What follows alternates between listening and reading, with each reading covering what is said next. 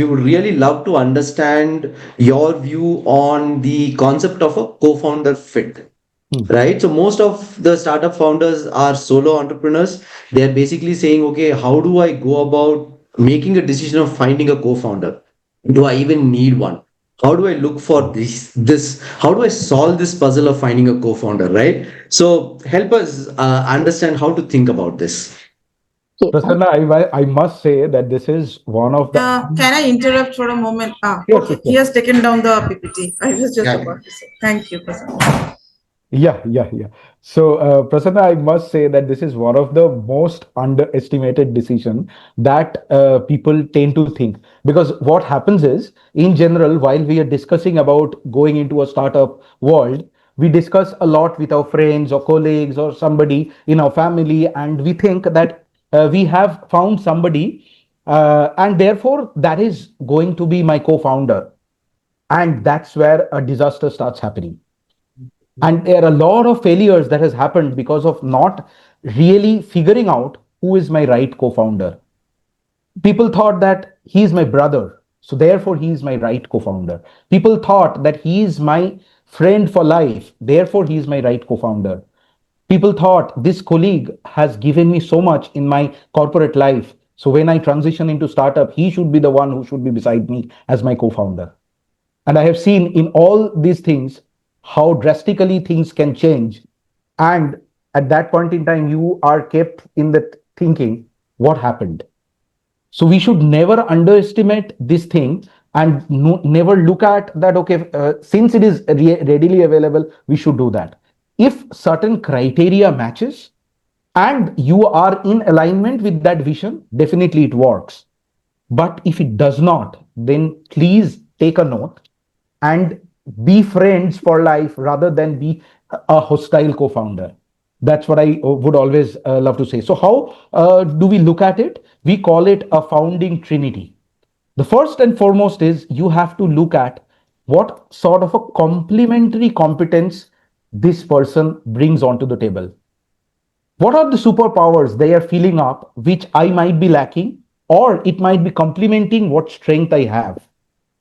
You won't believe, Prasanna, when I was actually consulting one of these co-founders in Bangalore, what happened was they were both brilliant engineers. They were tech founders and they had spent 40 lakhs building features nobody asked for, because they thought that they are two tech geeks and they are going to be the next big Mark Zuckerbergs or the Bill Gates or the likes. And 18 months later, they had an amazing product, but nobody knew what to do with it because they were both technical people who do not know even how to figure out what the customer wants, what should be my sale challenges. So, therefore, a magic thing that I'm going to tell you is we always talk about MVP in prototyping, right?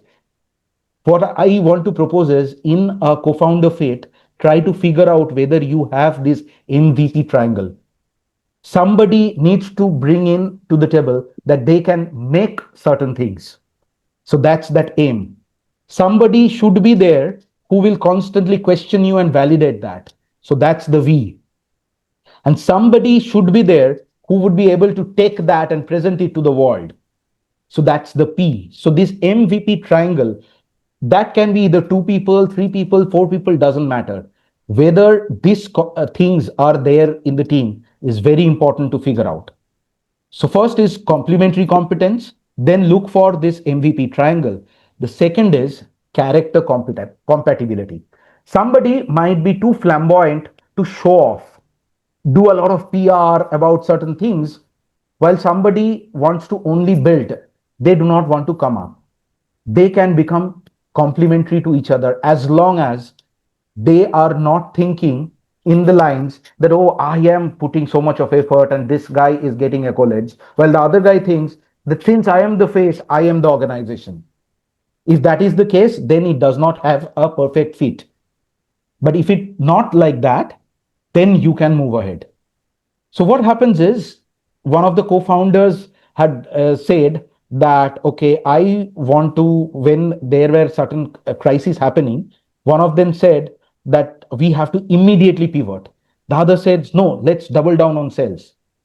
But one thing that was there, they were both committed to the transparency and the team responsibility. If this is the case, then you can actually come out of that storm, and through that, you will emerge stronger. The third is the commitment equilibrium. Everybody should be having some sort of skin in the game. It should not be that somebody is taking only the onus, the others are sitting in the fence.